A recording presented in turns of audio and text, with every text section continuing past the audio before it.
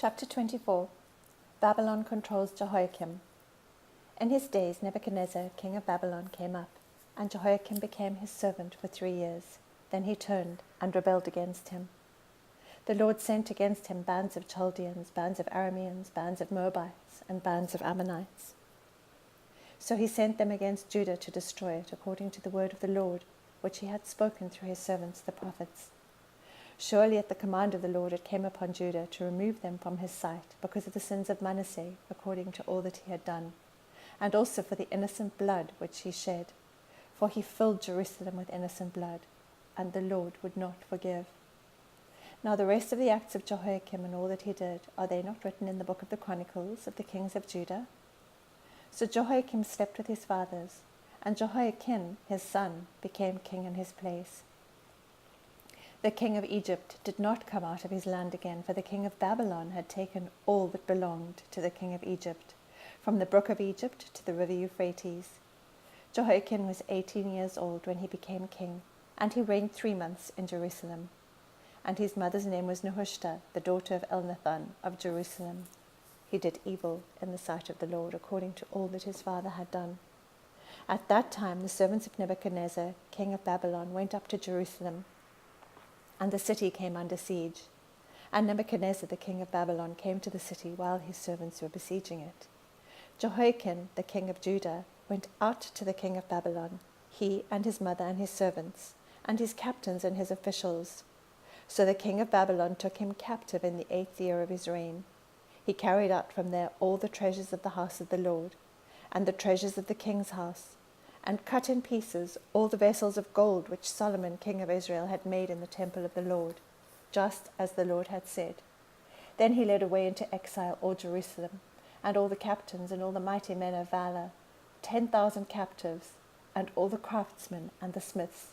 None remained except the poorest people of the land. So he led Jehoiakim away into exile to Babylon. Also the king's mother and the king's wives and his officials and the leading men of the land he led away into exile from Jerusalem to Babylon. All the men of valor, 7,000, and the craftsmen and the smiths, 1,000, all strong and fit for war. And these the king of Babylon brought into exile to Babylon. Then the king of Babylon made his uncle Mattaniah king in his place, and changed his name to Zedekiah. Zedekiah was 21 years old when he became king, and he reigned 11 years in Jerusalem. And his mother's name was Hamutal, the daughter of Jeremiah of Libnah. He did evil in the sight of the Lord, according to all that Jehoiakim had done. For through the anger of the Lord this came about in Jerusalem and Judah, until he cast them out from his presence, and Zedekiah rebelled against the king of Babylon. Chapter 25. Nebuchadnezzar besieges Jerusalem. Now in the 9th year of his reign, on the 10th day of the 10th month, Nebuchadnezzar king of Babylon came, he and all his army, against Jerusalem, camped against it, and built a siege wall all around it. So the city was under siege until the 11th year of King Zedekiah. On the 9th day of the 4th month, the famine was so severe in the city that there was no food for the people of the land. Then the city was broken into, and all the men of war fled by night by way of the gate, between the 2 walls beside the king's garden, though the Chaldeans were all around the city, and they went by way of the Arabah. But the army of the Chaldeans pursued the king, and overtook him in the plains of Jericho, and all his army was scattered from him. Then they captured the king, and brought him to the king of Babylon at Riblah, and he passed sentence on him. They slaughtered the sons of Zedekiah before his eyes, then put out the eyes of Zedekiah, and bound him with bronze fetters, and brought him to Babylon. Now on the 7th day of the 5th month, which was the 19th year of King Nebuchadnezzar, king of Babylon, Nebuzaradan, the captain of the guard, as servant of the king of Babylon, came to Jerusalem. He burnt the house of the Lord, the king's house, and all the houses of Jerusalem. Even every great house he burnt with fire.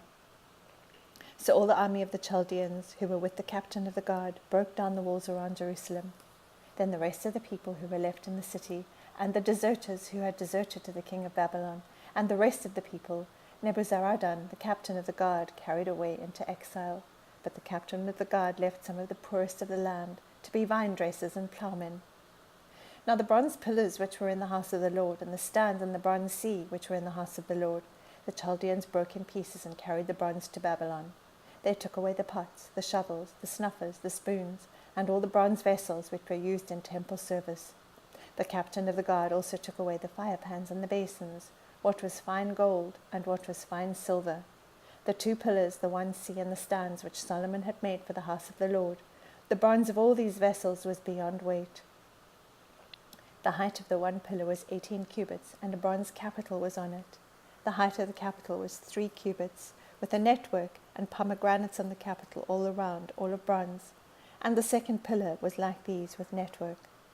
Then the captain of the guard took Sariah the chief priest, and Zephaniah the 2nd priest, with the 3 officers of the temple. From the city he took 1 official, who was overseer of the men of war, and 5 of the king's advisers, who were found in the city, and the scribe of the captain of the army, who mustered the people of the land, and 60 men of the people of the land, who were found in the city. Nebuzaradan, the captain of the guard, took them and brought them to the king of Babylon at Riblah.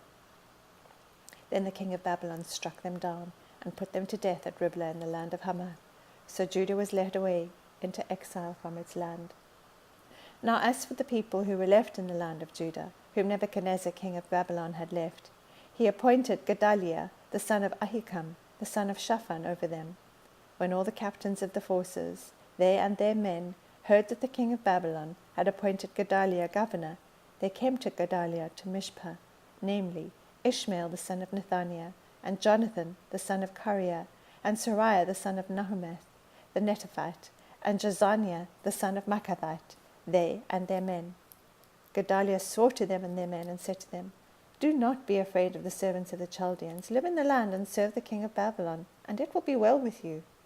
But it came about in the 7th month that Ishmael the son of Nethaniah, the son of Elishama of the royal family, came with 10 men, and struck Gedaliah down, so that he died, along with the Jews and the Chaldeans who were with him at Mishpah.